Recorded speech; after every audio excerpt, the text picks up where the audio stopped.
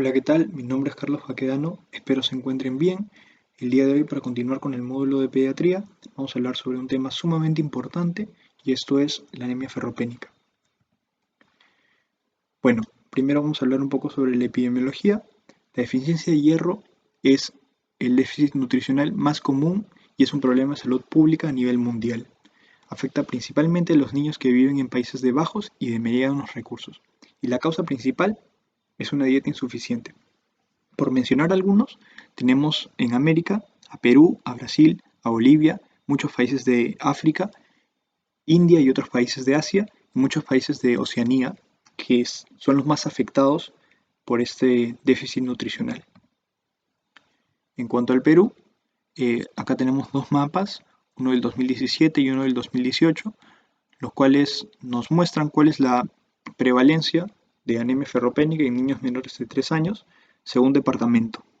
Podemos ver que el año 2018 el departamento de Puno fue el departamento con mayor prevalencia de anemia, al igual que muchos departamentos que se encuentran distribuidos en la zona de la sierra y de la selva. Y el promedio nacional en este año fue de 43.5%. Al año 2020 existe un promedio de aproximadamente 40.01% de niños menores de 3 años que siguen teniendo anemia ferropénica. Entonces es un problema importante. Sobre el metabolismo del hierro, podemos ver que el hierro está distribuido en el cuerpo, en la mayor parte en forma de hemoglobina y de mioglobina, y el resto es hierro almacenado en forma de ferritina o hemosiderina en el sistema retículo endotelial, en el hígado, vaso y médula ósea, y 3% en forma de proteínas que contienen hierro, como por ejemplo los citocromos y la catalasa. Acá vemos cómo es la absorción de hierro en esta imagen de la izquierda. El hierro se absorbe principalmente en el duodeno y se transporta a través de la transferrina en la sangre. Este hierro unido a transferrina va a llegar a la médula ósea en donde va a servir para que exista una eritropoyesis eficaz y posteriormente cuando estos eritrocitos alcanzan su madurez y posteriormente su senescencia son fagocitados en el sistema retículo endotelial y este hierro es reciclado de esa manera. Bueno, ya dijimos que se absorbe en el duodeno y existen dos tipos de hierros principales en la dieta. El hierro Hem, que es el hierro de origen animal, que tiene una absorción 2 veces mayor que el hierro no Hem, el cual se encuentra en las fuentes vegetales. Bien, el hierro férrico de la dieta, que está aquí, se convierte en un hierro ferroso por el citocromo B duodenal. Y el hierro ferroso, esta forma es necesaria para que pueda ser absorbido a través de la membrana apical del enterocito por un transportador de metales divalentes tipo 1, que es esta proteína que se ve con el nombre de DMT1. Y de aquí va a tener dos vías. La primera es que se almacene como ferritina en el enterocito y la segunda es que sea transportado a través de la membrana vasolateral y salir a través de ese transportador que se llama ferroportina 1 hacia la sangre. Para poder unirse a la transferrina, el cual es su transportador en sangre, el hierro necesita de nuevo pasar a su forma férrica y esto va a ser dado por la efastina. La hepcidina, que vemos aquí, es la principal hormona que regula el metabolismo del hierro y esta es secretada por el hígado en respuesta a las reservas corporales de hierro repletas. Entonces, esta hormona ejerce su efecto sobre la ferroportina impidiendo la absorción del hierro y de esta forma cuando las reservas corporales de hierro están llenas se impide que se siga absorbiendo, ¿no? Digamos. Este hierro que está unido a la transferrina va a ser transportado a través de la sangre y va a llegar a los eritroblastos de la médula ósea en donde se va a unir a receptores, va a ser endocitado y este complejo de transferrina, receptor de transferrina, va a ser reciclado. Y bueno, el hierro va a quedarse dentro de los eritroblastos. ¿Cuáles son los factores de riesgo para el desarrollo de anemia ferropénica? Existen factores prenatales y postnatales.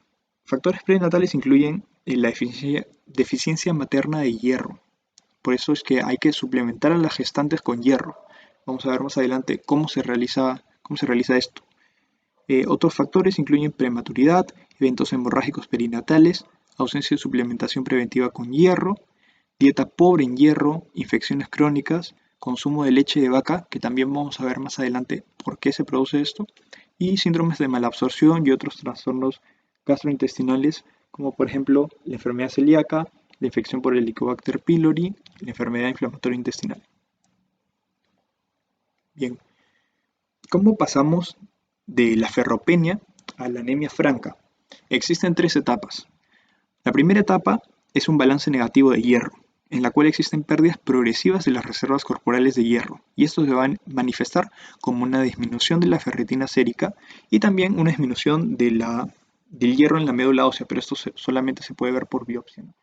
Entonces, el examen que vamos a ver con mayor frecuencia es el de la ferritina sérica. Luego existe una eritropoiesis deficiente en hierro, en la cual va a haber un agotamiento de las reservas corporales de hierro, y esto se va a manifestar como una disminución del hierro sérico, una disminución de la saturación de transferrina, un aumento de la capacidad total de fijación del hierro, y aquí todavía no se ha visto afectada la síntesis de hemoglobina, por lo tanto no hay una anemia franca. Y finalmente pasamos a la tercera etapa, la cual es una anemia por déficit de hierro, que al comienzo es normocítica normocrómica y luego pasa a microcítica hipocrómica. Muy bien, ¿cuáles son los síntomas y signos de la anemia ferropénica? Tenemos síntomas generales, los cuales incluyen sueño incrementado, astenia, fatiga. Todos estos son síntomas inespecíficos, pero podemos tener una alteración del crecimiento que se puede ver en los niños, ¿no? En la piel podemos ver palidez y podemos ver caída de pelo, uñas quebradizas. En alteraciones de conducta alimentaria tenemos un trastorno que puede estar presente que se llama pica, que se caracteriza por un deseo de consumo de cosas que no son alimenticias, como por ejemplo tierra, piedras, papel, cartón, tiza, jabón, arroz crudo, hielo, etc. Tenemos alteraciones cardiopulmonares como taquicardia, un soplo sistólico y disnea de esfuerzo, alteraciones digestivas como queilitis angular, estomatitis, glositis atrófica, alteraciones inmunológicas que se van a manifestar como un aumento de la frecuencia de infecciones y síntomas neurológicos como alteración en el desarrollo psicomotor. La anemia ferropénica es una de las principales causas prevenibles que van a afectar en el desarrollo psicomotor del niño y va a tener consecuencias a largo plazo en la vida adulta. Muy bien. En el diagnóstico, ¿cómo se realiza el diagnóstico? La mayoría de veces los niños son asintomáticos y se detecta la anemia ferropénica por un screening que se da entre los 4 y 24 meses y lo recomendado es que se repita cada año. ¿Cómo se hace el diagnóstico de anemia? En niños de 6 meses a 5 años, una hemoglobina menor a 11 gramos por decilitro se considera anemia. En niños de 5 a 12 años, una hemoglobina por debajo de 11.5 gramos por decilitro recibe la misma categoría.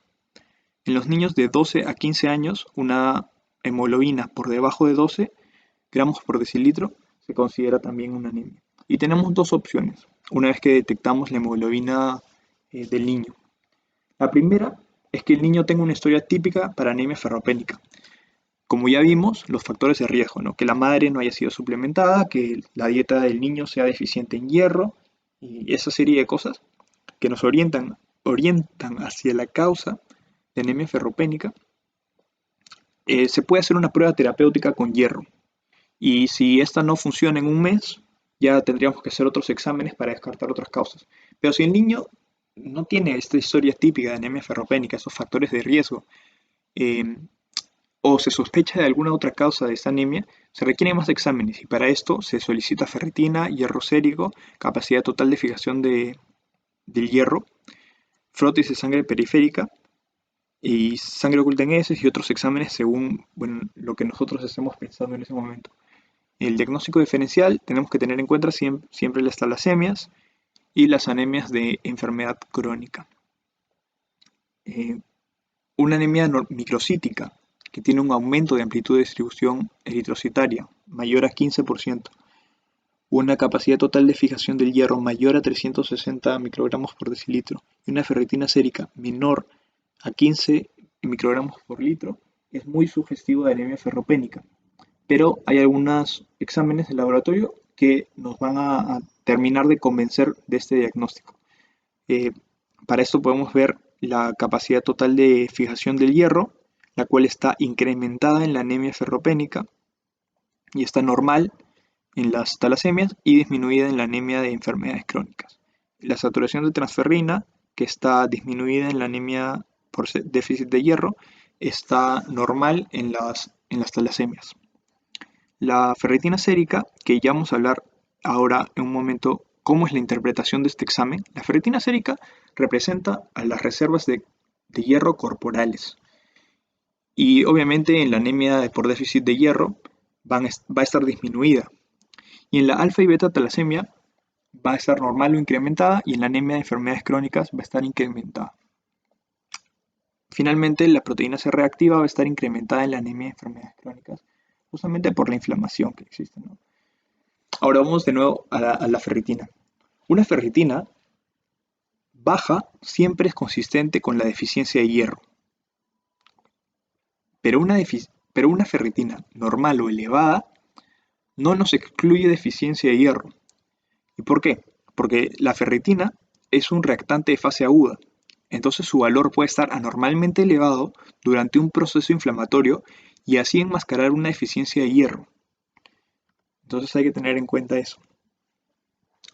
¿Cómo es el manejo cuando ya se ha diagnosticado anemia ferropénica? En menores de 6 meses se está indicado hierro en gotas a una dosis de 4 miligramos por kilogramo por día si son infantes prematuros o con bajo peso al nacer y de 3 miligramos por kilogramo por día en infantes nacidos a término. Y eso se da por 6 meses. La recomendación es que se consuma antes de lactar y se hace un control a los 3 y a los 6 meses. La suplementación oral de hierro puede causar molestias gastrointestinales en aproximadamente 15 a 20% de los niños. Y esto se va a manifestar como dolor abdominal, constipación, náuseas o incluso vómitos. Entonces hay que tener en cuenta eso, que puede causarles algún fastidio a los niños. Ahora, en cuanto a los niños de 6 meses a 11 años, está indicado hierro en jarabe a una dosis de 3 miligramos por kilogramo por día, igual por 6 meses. Hay que consumir antes de las comidas o 1 o 2 horas después. Y esto es porque existen algunos alimentos que pueden interferir con la absorción del hierro. Eh, por ejemplo, el calcio es uno de ellos. Ya vimos que el hierro se absorbe a través de la membrana apical del enterocito por un transportador de metales divalentes. El calcio puede competir por este transportador con el hierro y de esta manera disminuir la absorción. Por lo tanto, la segunda recomendación es que no se consuma con lácteos por el alto contenido en calcio. Y se hace un control igual a los 3 y a los 6 meses. También se recomienda un consumo de alimentos ricos en hierro. En cuanto a la prevención, esa es la parte más importante de todas. Es a lo que debemos siempre apuntar es a que el niño nunca sea diagnosticado de anemia. Y para esto debemos suplementar a todas las gestantes a partir de la semana 14 de embarazo hasta los 30 días postparto. Otra medida es el pinzamiento tardío del cordón umbilical en un recién nacido a término y sin complicaciones. Claro, pues un recién nacido tiene alguna alteración en el periodo, digamos, perinatal, no va a poder suceder este pinzamiento tardío, pero si el recién nacido es un recién nacido sano, se recomienda este pinzamiento tardío, que es después de aproximadamente 30 o 1 minuto, se pinza el cordón umbilical. Eh, Otra medida es la suplementación preventiva con hierro en gotas a partir de los 30 días para infantes prematuros y a partir de los 4 meses para infantes nacidos a término. Y eso se debe continuar hasta los 6 meses de edad. Y la dosis es de 2 miligramos por kilogramo por día. Es decir, independientemente si el niño tenga o no anemia, se inicia una suplementación que es a partir de los 30 días para los infantes prematuros y a partir de los 4 meses para los infantes nacidos a término. A partir de estos 6 meses se inicia una suplementación con micronutrientes, que son un polvito, unas chispitas, y según la norma técnica de nuestro país, indica que se deben consumir 360 sobres en estos niños. Otras medidas es la lactancia materna exclusiva hasta los 6 meses de edad y la lactancia materna prolongada hasta los 2 años, limitar el consumo de leche de vaca. Ya vimos que el alto contenido de calcio de los lácteos puede interferir con la absorción del hierro, pero también la leche de vaca tiene algunas proteínas que pueden ser irritantes para el sistema gastrointestinal del niño. Y esta irritación de la mucosa puede causar un sangrado crónico que es asintomático, es subclínico, pero contribuye al déficit de hierro. También se indican alimentos ricos en hierro, que ya vamos a ver cuáles son, y un lavado de manos y medidas de higiene para prevenir la diarrea. Y bueno, cualquier otra enfermedad que, que altere el metabolismo del hierro, ¿no? Acá tenemos una lista de alimentos ricos en hierro, como por ejemplo los principales es el hígado, la sangrecita, el vaso, carne, pescados y mariscos, crema de trigo, cereales fortificados y quinoa. Y aquí abajo tenemos un gráfico de barras que indica cuál es el contenido en miligramos según las diferentes comidas. Y bueno, eso sería todo para la presentación del día de hoy. Espero les haya sido útil y nos podamos ver en otra oportunidad. Gracias por su atención.